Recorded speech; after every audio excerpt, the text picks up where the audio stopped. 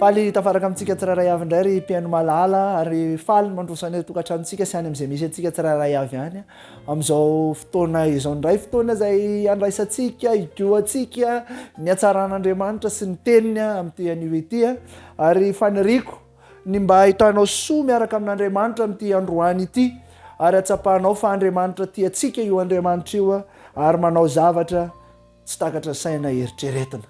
Ndao hivavaka isika alohany andraisantsika ny tenin'Andriamanitra amin'ity anio ity. Vavaka isika.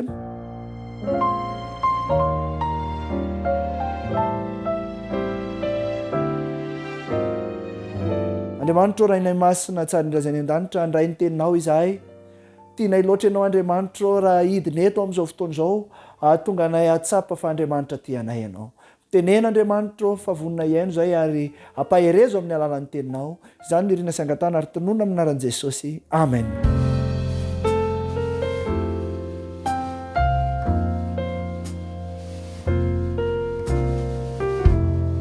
Mahafinaritra mandrakariva fa tsy lany amamina ny tenin'Andriamanitra ary amin'ity androany ity dia misy lohahevitra vaovao indray omen'Andriamanitra ho antsika ary fifaliana ao any izara amin'izany ho amintsika tsiraray avy. Ny lohahevitra izay hodiniantsika dia hoe aoka ianao isaina izay an'Andriamanitra. Aoka ianao isaina izay an'Andriamanitra.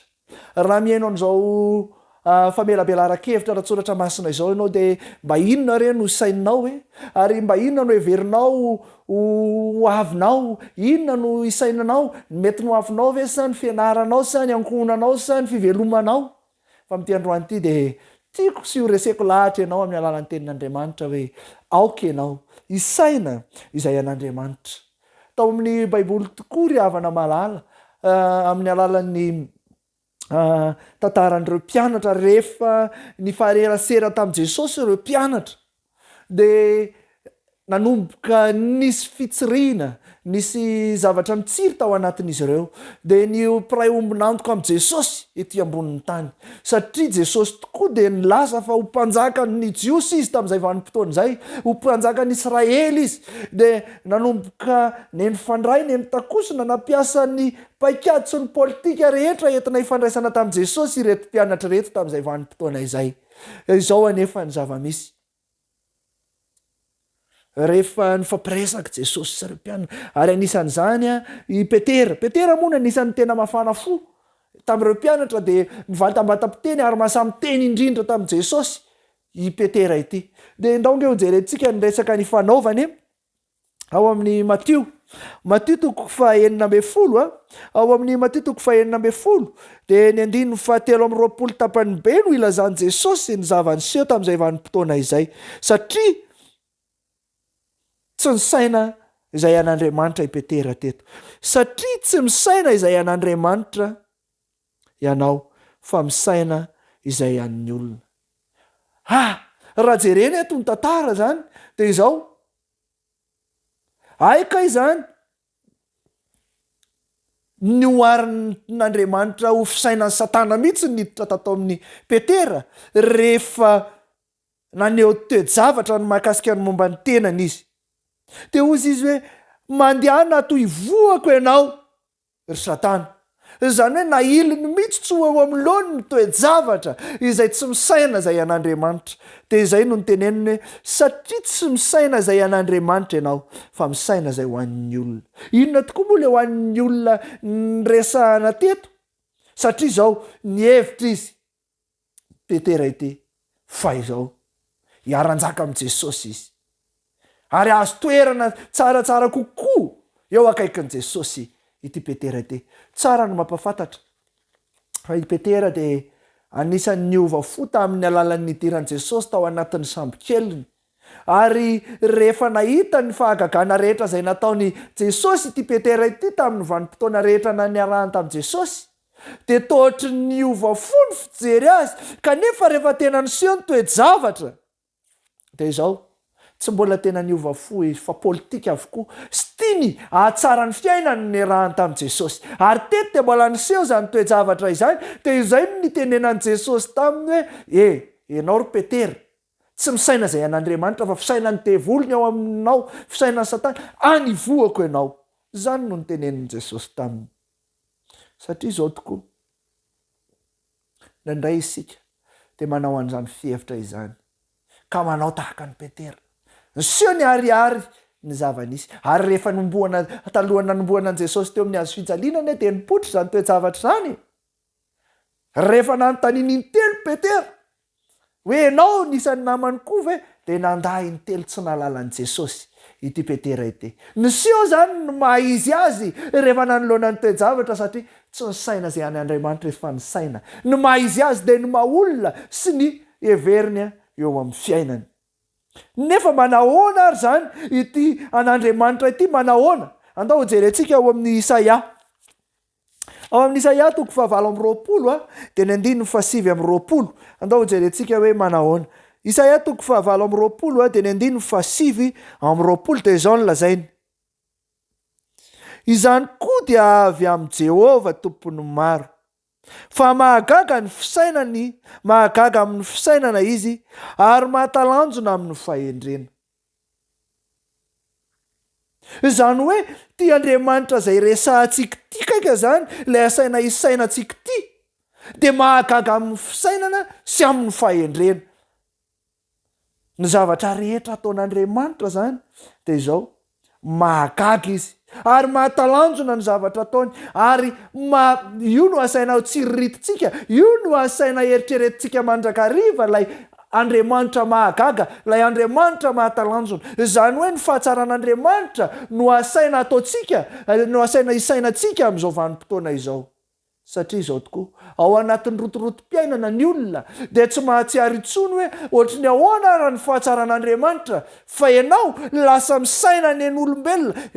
Asa ianao raha toy izany koa fa ndraindray ianao rehefa manahoana ary zay le asa fivelomako ao, manahoana ary zay le fianarako, manahoana ary zay le vady aman-janako. Izany no nataontsika mameno ny fisainantsika de lasa mikoroso fahana isika.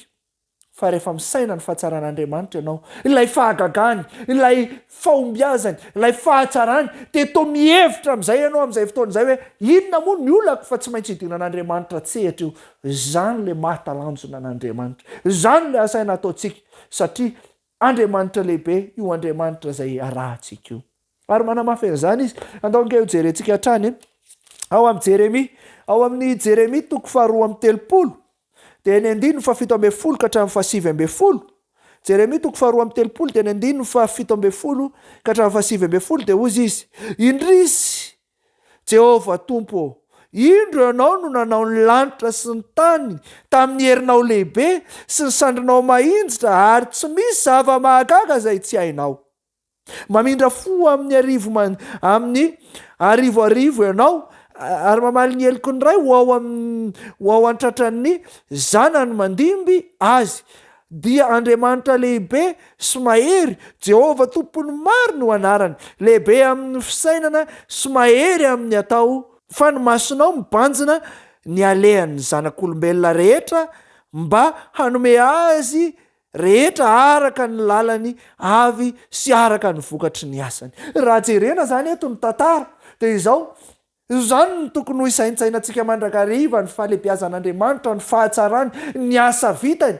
Rehefa reny no mameno ny sainao ka tonga eo amin'ny lohanao ny zavatsarotra de tsotra aminao satria ianao no mahafantatra hoe mbola lehibe lavitra noho izany lay Andriamanitra hoe lehibe amin'ny fisainana io. Raha tsy takatra ny saiko ny zavatra anankiray manoloana ny ady sarotra ianao de miteny fotsiny ianao hoe Andriamanitra lehibe amin'ny fisainana ny Andriamanitra, meo tsilotsaina Andriamanitra, omeny ianao ny fahendrena. Andriamanitra mahavita manao fahagagana ny Andriamanitra ao ka na misy zavatra heverinao fa tsy possible intsony, Andriamanitra mahavita ny impossible io Andriamanitra zay arahanao io. Izany ty Andriamanitra zay arahantsika ty ary io no asain'Andriamanitra ataontsika hoe aoka ianao isaina no momba n'Andriamanitra. Izany no asain'Andriamanitra ataontsika, lehibe amin'ny fisainana izy, mahery amin'ny zavatra atao io Andriamanitra zay arahantsika io. Ary ao amin'ny 9:20 sy ny 7:20 izy de manamafy an'izany. Eo amin'ny 9:20 sy ny 7:20 izy de hozy izy: de tonga tamin'i Jeremia ny tenin'i Jehova hoe indro izao Jehova Andriamanitry ny nofo rehetra, moa misy zava-mahagaga zay tsy haiko va? Mametra-panontaniana mihitsy zany izy satria ndraindray tsy misaina zay an'ny olona de tsy misaina zay an'andriamanitra ka tonga amin'ny famoiza-po de miteny mihitsy izy hoe izao Jehovah Andriamanitra mihitsy ke no miteny anao moa misy zava-mahagaga zay tsy haiko va apetrao eo amin'ny fiainanao rehefa tojolana ianao rehefa tojo zavatsarotra ianao de isaino zay tenin'andriamanitra izay momba an'andriamanitra moa misy zava-mahagaga zay tsy hainy va fa izy an'olotsainanao izy ampahery anao izy anome anao ny fisainana zay tokony hitondrananao satria zao tokoa nisy lesona lehibe tao amin'ny dingan'ny tantara mpiainana nanomboka hatrany amin'ny famoronana de nisy safidina sain'andriamanitra nomena zay hoe isainany an'andriamanitra hoe reto taranak'olombelona raha mijery ny tantara isika ao amin'ny Genesis 3 ny mahakasika ny momba anay Adama sy Eva de nametraka mihitsy hoe isainana an'andriamanitra sa isainany ny teny nomena rana de nen'iza no narahany ny an'andriamanitra ve isainany an'andriamanitra sa le voankazo nasaina norarahana de haitsika ny vokany fa tsy sainany an'andriamanitra izy ireo fa nen'ny menarana de rehefa nandeha indray ny tantara neny Kaina sy Abela indray nanahoana ao amin'ny Genesis 3 ny an'andriamanitra sa ny avinavina satria rehefa nanontaniana izy aiza rahalanao de ozy mompitandrina ny rahalahako fa ao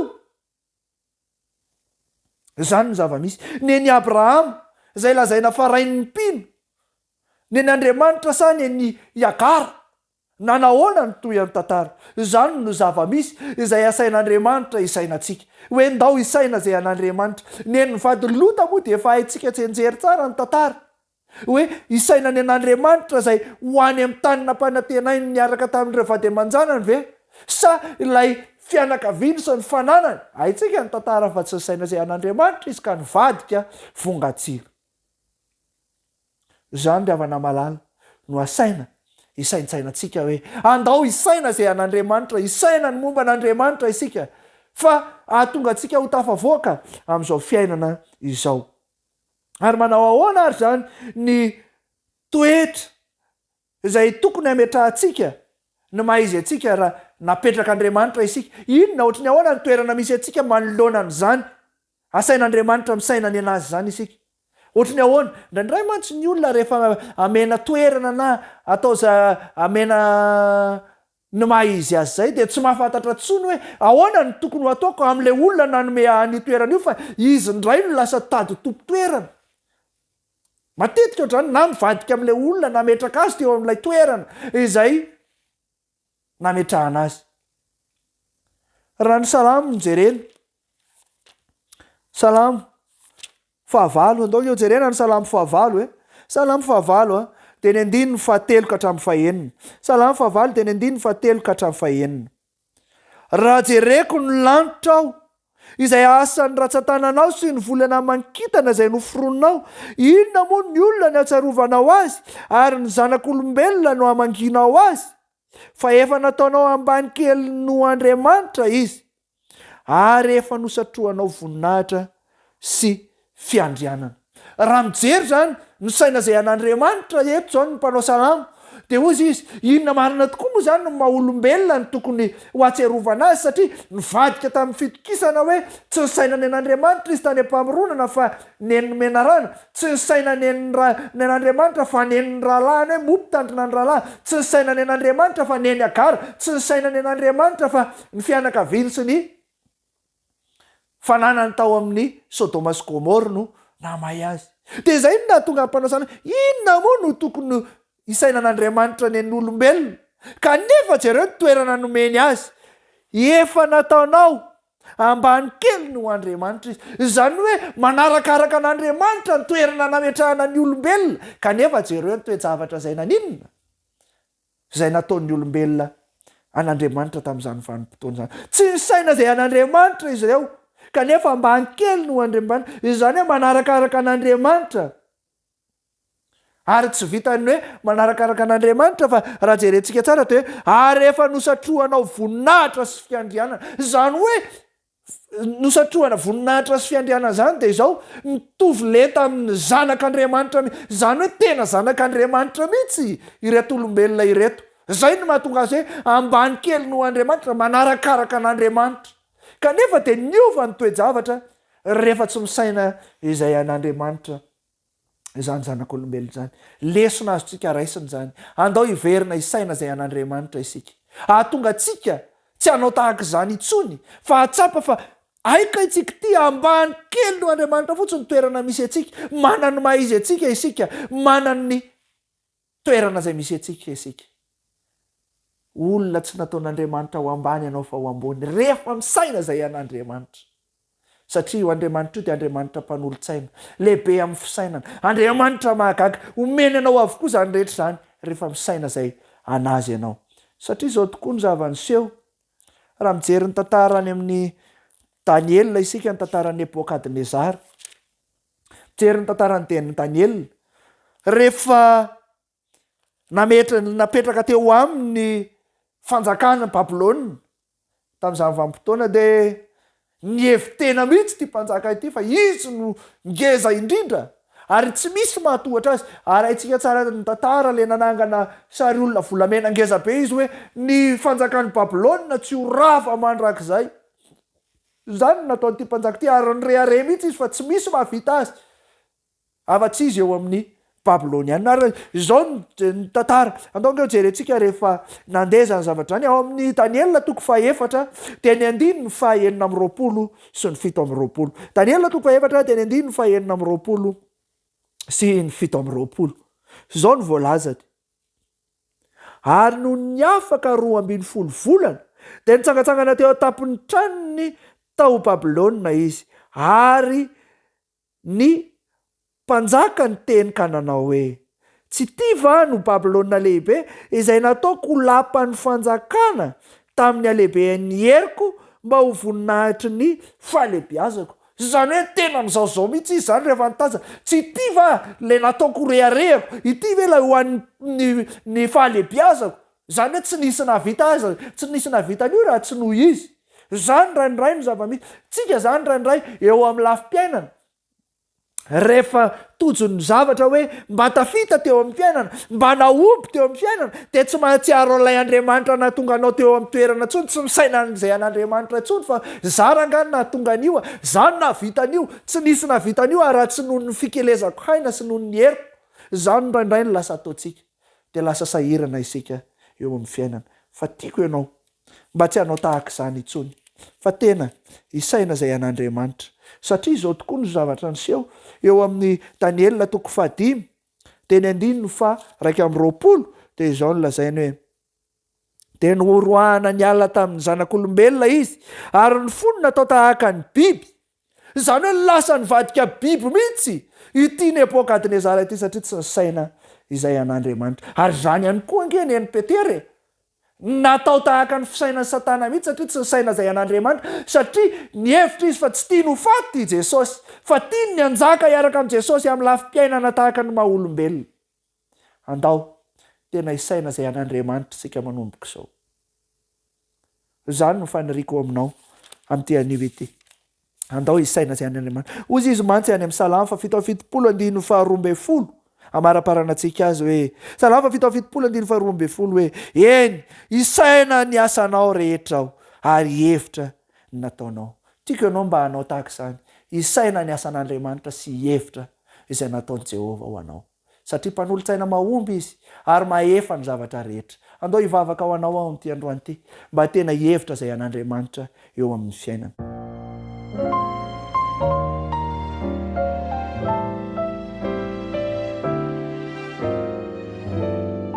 Andriamanitra raha inay masina tsara indray zany an-tany. Misaotra anao lehibe izahay satria nomenao ny teninao fa isaina izay anao izay manomboka izao. Ahatonga anay ahatsapa fa Andriamanitra lehibe ianao, Andriamanitra mahery amin'ny fisainana rehetra, Andriamanitra ny fahagagana. Ka ninona olana miseho amin'ny fiainanay dia ampy an'io fahagagana sy ampy anome tsilontsaina ho anay ianao.